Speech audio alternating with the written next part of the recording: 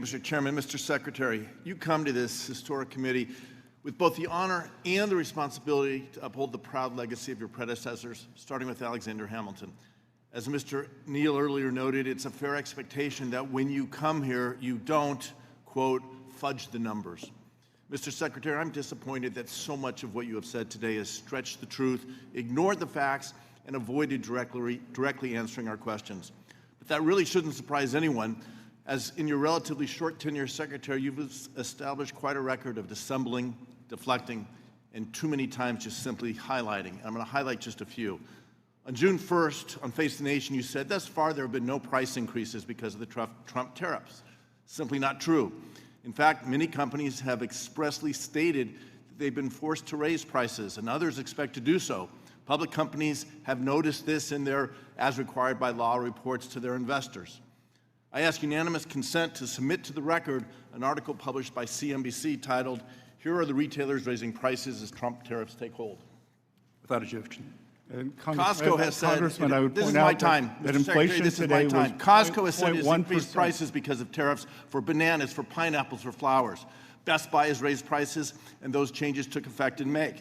Shark Ninja has raised prices for coffee machines. Newell Brands, Graco has said it has raised prices on baby gear by 20%. I ask unanimous consent to submit the entire May issue of Musical Merchandise Review, the cover titled "How Tariffs Are Already Impacting and Will Continue to Threaten the Music Industry," just as an example. I also had a constituent visiting this morning who manufactures here in the United States with U.S. employees using U.S.-produced aluminum, selling to U.S. consumers. He shared with me that the price of aluminum, what's known as the Midwest Premium, rose 30 cents a pound after President doubled the tariffs on aluminum. Reuters reported on June 9th that the Midwest Premium hit a record 62.5 cents per pound, and that since Mr. Trump was elected, the price has risen nearly 190%. Another example, on May 18th, you said gasoline prices have collapsed under President Trump. According to AAA, when President Trump took office in January, the average price per gallon was $3.23. Prices have gone up and down, but last month, the Bureau of Transportation Statistics said that prices were actually higher. This week, AAA has the average current price at $3.12. None of this reflects a collapse in prices. And on March 7th, you said, "There's nothing I'm going to do to hurt collections at the IRS." Yet immediately after the end of this year's tax season, an internal IRS memo indicated you intend to cut 40% of the IRS workforce. You stated that the systems at IRS are grossly outdated. Your predecessor, Charles Rettig, sat in that chair. He was appointed by President Trump, and he testified that we have a potentially $1 trillion annual tax gap. He said then, and I believe now, that better systems and more people working in compliance will help close that tax gap. And yet you are trying to stop the investments in new technology and cutting 40% of the workforce. Mr. Secretary, I frankly wonder if we and the American people should believe anything you say. But let me shift topics. Is there a question, Mr. Secretary, sir? I am sure you saw the World Bank's forecast released yesterday that economic growth in the United States this year will drop by half as a result of the president's tariff policies. It also lowered its forecast for global economic growth because of Mr. Trump's tariffs, and warned that if they increase further, the slowdown will be even more severe. I ask unanimous consent to insert into the record an article from the Wall Street Journal entitled "World Bank Sees U.S. Growth Rate Halving as Tariffs Slow Global Economy." Without objection, if so ordered. So let me now turn to investment in the U.S. Mr. Secretary, the U.S. is the world's first choice for foreign direct investment, or FDI. Yes or no, is it good that foreign companies and foreign investors want to invest in the U.S.? Always. FDI has grown every year since at least 2018. Mr. Secretary, is it good or bad to see that FDI grow in the U.S. economy? Good. More than 8 million American workers work for companies with foreign ownership. Mr. Secretary, isn't part of what President Trump and you are trying to do is provide incentives for foreign companies to bring jobs back to the U.S.? We're providing all companies bring jobs back to the U.S. Great. So now let's discuss Section 899, which my Republican colleagues passed in this House. It's a new set of taxes applying punitive taxes on investors, on individuals, and on companies that are domiciled in countries that levy unfair foreign taxes. They include many of our allies, members of the European Union, the UK, Australia, Canada, and others. Major investors and employers agree that if this revenge tax is implemented, employers will pull back on investment in their operations in the U.S. Indeed, the Joint Committee on Taxation's revenue estimate confirms this. Later in the budget window, the provision begins to lose revenue. Mr. Secretary, this runs counter to yours and the President's stated goal of driving investment in the U.S. We should be welcoming foreign direct investment, trying to give incentives for it to come here, not creating barriers. We should not welcome foreign countries taking U.S. companies' tax revenue for their own treasuries. But you are punishing the companies and the individuals who want to invest in the United States, lowering investment in the United States, hurting American jobs, hurting American innovation, hurting the future for American workers. Thank you very much again, Mr. Secretary, for illuminating us with that explanation. I'll turn to Senator Van Hollen, please. Thank you, Mr. Chairman. Welcome, Mr. Secretary. And I know you've just returned back from London, I believe, where you're engaged in the trade negotiations, and I've been trying to keep up with reports as to where those stand.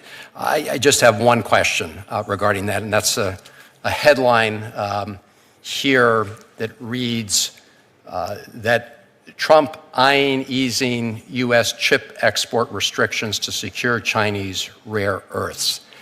I think all of us recognize the vulnerability the United States has with respect to rare earths.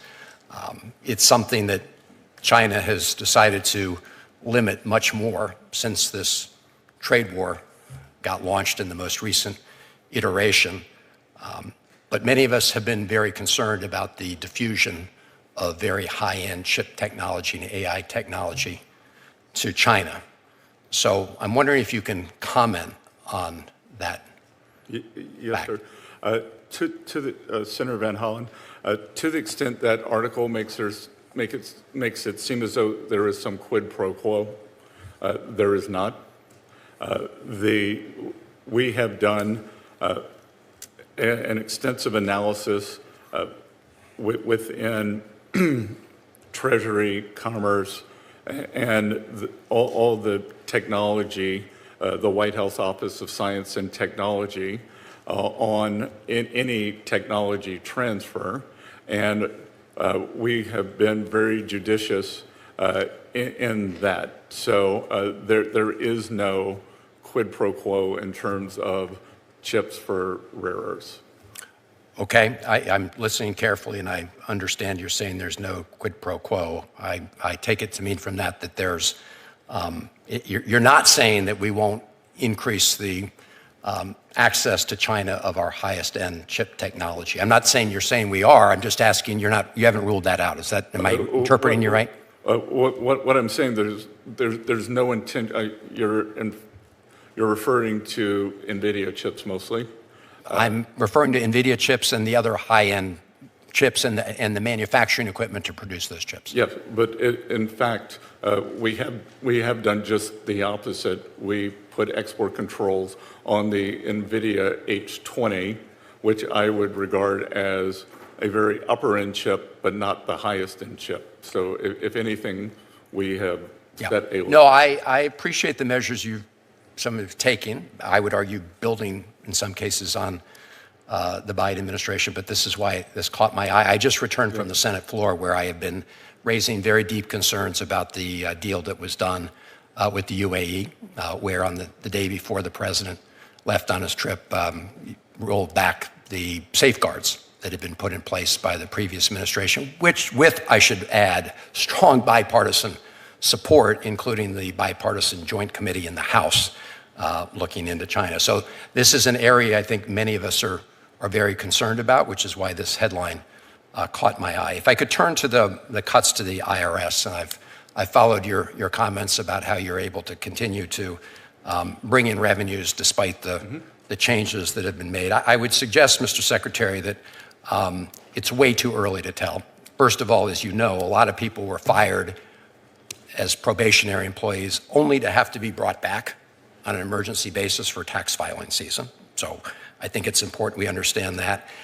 And the idea that people can really turn around a ship and implement all these new technology and AI changes to expedite IRS collections, especially from very wealthy people, is something many of us have been pushing for many years. But the notion that this has happened in a very short time, I think, defies logic. So are you predicting that the changes that you've made this year will not result in the IRS collecting less revenue, especially from higher-end individuals than would be predicted this year. Obviously, if the economy continues to grow, revenues grow. But I'm saying, I'm sure you've seen the CBO projections. The CBO says when you make these cuts, you will bring in less revenue from very wealthy people than you otherwise would. Do you agree with that analysis? I don't, because I could tell you a couple of things. In discussing with my personal tax advisors, that they say that anyone you could bring in with 2 to 3 years of training is virtually worthless. I would say it is like putting me on a basketball court with Steph Curry. We have, from a whistleblower in Atlanta, and this was before I arrived, under Secretary Yellen, there was a problem with the rapid pace of hiring to the quality of individuals hired.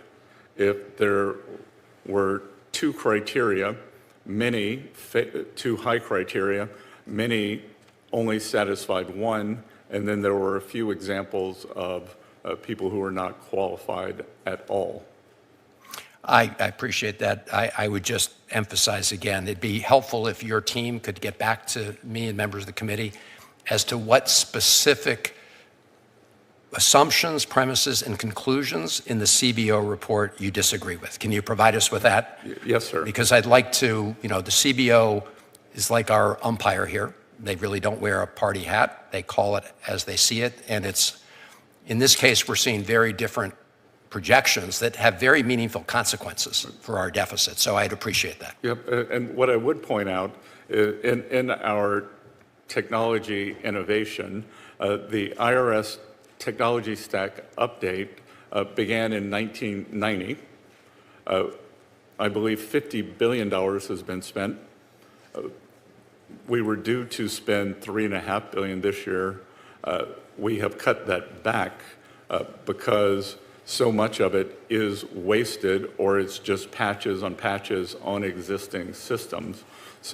And also, as I've said repeatedly, I have 3 goals: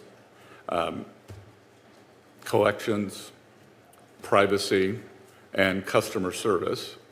And I believe we can enhance all of those, as you clearly are well-versed in AI.